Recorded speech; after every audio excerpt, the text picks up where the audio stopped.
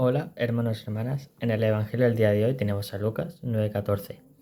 Y dice así: En aquel tiempo Jesús dijo esta parábola sobre algunos que se tenían por justos y despreciaban a los demás. Dos hombres subieron al templo para orar. Uno era fariseo y el otro publicano. Publicano es un cobrador de impuestos. Y ahí en este caso era judío. Claro, el Imperio Romano pues le cobraba impuestos a los judíos y no se les tenía por muy buenos judíos a los publicanos. No, continúo. El fariseo, erguido, oraba así en su interior: Dios mío, te doy gracias porque no soy como los demás hombres, ladrones, injustos y adúlteros. Tampoco soy como ese publicano. Ayuno 2 veces por semana y pago el diezmo de todas mis ganancias. El publicano, en cambio, se quedó lejos y no se atrevía a levantar los ojos al cielo. Lo único que hacía era golpearse el pecho diciendo: Dios mío, apiádate de mí, que soy un pecador. Pues bien, yo les aseguro que éste bajó a su casa justificado, y aquel no. O sea, que no bajó justificado fue el fariseo. Porque todo el que se enaltece será humillado, y el que se humilla será enaltecido. La lectura de hoy tiene una enseñanza muy importante porque hace una gran comparación entre un fariseo, que como podemos decir ahora, es un sacerdote, un cura, ¿me veis? Pues es que estaba metido ahí en la religión, que trabajaba de eso, que eran los que enseñaban, los que daban lo que son las misas. Y pues se les tenía como muy enaltecidos. Bueno, es un fariseo, es un hombre de Dios, es un hombre que cumple las normas. Y luego estaban los publicanos, que eran cobradores de impuestos, que le cobraban los impuestos a los judíos para dárselos a Roma. Claro, en ese momento el pueblo judío estaba sometido a la voluntad del Imperio Romano y se les tenía pues como si fueran unos traidores. Por eso, en el momento en que los dos entran al templo a orar, pues es importante que a los dos les escucha Dios. Dios les escucha sin importar que sea un fariseo o un publicano. Los escucha a los dos. Primeramente, es muy importante. Y segundo, vemos que en las oraciones del fariseo lo que hace es enaltecerse. Es decir, qué bueno que es él, que no es como los demás, que es mejor que todos, y más que ese fariseo, que ese publicano que está ahí rezando, que es un cobrador de impuestos. Y a contraposición tenemos al publicano, que sabiendo de causa propia y sabiendo que peca todos los días, humillándose a sí mismo, le dice a Dios que tenga piedad de él, que es un pecador. Claro, cuando nosotros oramos, buscamos tener una recompensa, ya mismamente sola sea el perdón, pero al menos buscamos una recompensa. O a lo mejor es solamente que Dios escuche, pero siempre hay alguna recompensa de esto. ¿Cuál es la recompensa del fariseo? Pues bueno, él, pues, se enaltecido, ha dicho que es muy bueno, pues bueno, esa es su recompensa. Que siga pensando que él es muy bueno, que es mejor que los demás. Enaltecerse él mismo. ¿Para qué Dios le va a enaltecer si ya se está enalteciendo? Y a contraposición tenemos al publicano,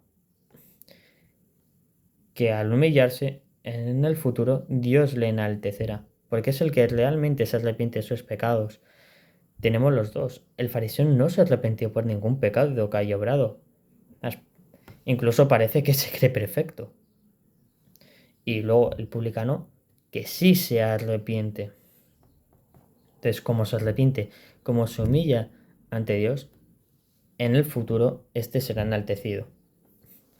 Y como pone este ejemplo, nos pasa mucho a nosotros, a todas las personas, incluso a nosotros los cristianos nos pasa, que tendemos mucho, o sea, a intentar ser más que los demás, a ver una persona que a lo mejor espera por ejemplo, jugando al fútbol, la solemos ver por encima de los hombros. Es una cosa humana que al final todos alguna vez en la vida hemos llegado a hacer. Y eso no nos trae ningún bien. Más, nos trae más mal que bien, en todo caso. Decir, qué malo eres jugando al fútbol, soy mejor que tú. Bueno, me lo solían decir a mí porque soy más malo que Pepe Leches, pero bueno. Yo tenía dos piernas izquierdas y era diestro, así que... Pero el ejemplo es ese, es cuando decimos, "Buah, que soy mejor que tú jugando al fútbol, qué malo que eres". Bueno, felicidades, ese es tu premio, de decir que eres mejor, topa a ti, muchas felicidades, eres perfecto. Vale, ahora vamos a ver cuál es el premio del que supuestamente es malo. El que es supuestamente malo, vemos que si es imperfecto, es porque todavía puede mejorar. Entonces, ¿cuál es su recompensa? Tener todavía un camino de mejora. Como tiene un camino de mejora, su recompensa va a ser mejorar, hacerse mejor. Eso puede ser una recompensa. Entonces, tenemos que evitar mirar a las personas por encima de los hombros. Tenemos que evitar enaltecernos a nosotros mismos. Tenemos que tener un perfil bajo. Siempre, siempre bajo. Como un ejemplo así tonto, como decía Miguel Ancho Bastos, hay que vivir siempre por debajo de nuestras posibilidades. Siempre. Así es como se hace la riqueza. La riqueza espiritual es lo mismo. La riqueza material es vivir por debajo de sus posibilidades. Sí, pues conseguimos el ahorro y en el futuro pues vamos a estar con una economía más o menos holgada. La riqueza espiritual es esto. No hay que enaltecerse más de lo que somos.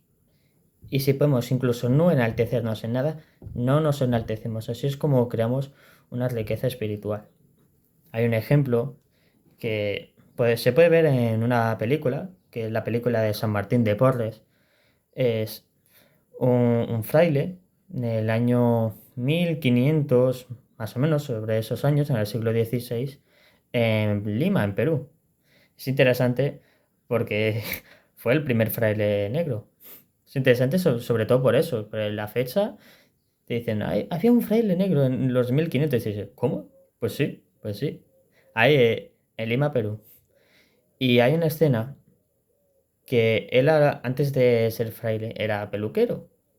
A veces los peluqueros hacían algún tipo de cirugía. ¿Y qué sucede? Entra un señor a la peluquería que le duele la muela para que se la trate. Trátenme la muela ya, que me duele mucho. Entonces va el jefe de San Martín de Porres. Va, ¿le trato a usted? Dice, no, no, no, usted no. El negro, el negro. Ay, ay, ay. Que así le puedo decir mil cosas y que no me pase nada. Ay, cómo me duele. Entonces coge San Martín de Porres, le sienta en la silla y le empieza a hablar, no me acuerdo qué le dijo exactamente en ese momento, y le saca la muela. Y el hombre, sáquenmela ya, sáquenmela ya. Y claro, se lo enseña a San Martín de Porres, dice, esta es su muela. Claro, el señor sorprendido porque no le había dolido la muela, que se lo hubiera sacado. Entonces, lo primero que hace es agradecérselo y besarle las manos porque se las sacó sin dolor. Se le preguntó, ¿cómo me las has sacado sin dolor? ¿Qué has hecho? Dice. Y San Martín de Porres le contesta que es las ganas de no hacer daño. Él le besa las manos en signo de agradecimiento. ¿Y qué hace San Martín de Porres? Le coge la mano al señor y se la besa y dice, lo que me has dado es mucho, tómalo de vuelta. Que el señor pues, estaba alucinando en ese momento. Pues se fue a la tienda y luego el jefe le pregunta a San Martín, ¿por qué amas más a los que más te insultan? Y San Martín le contesta,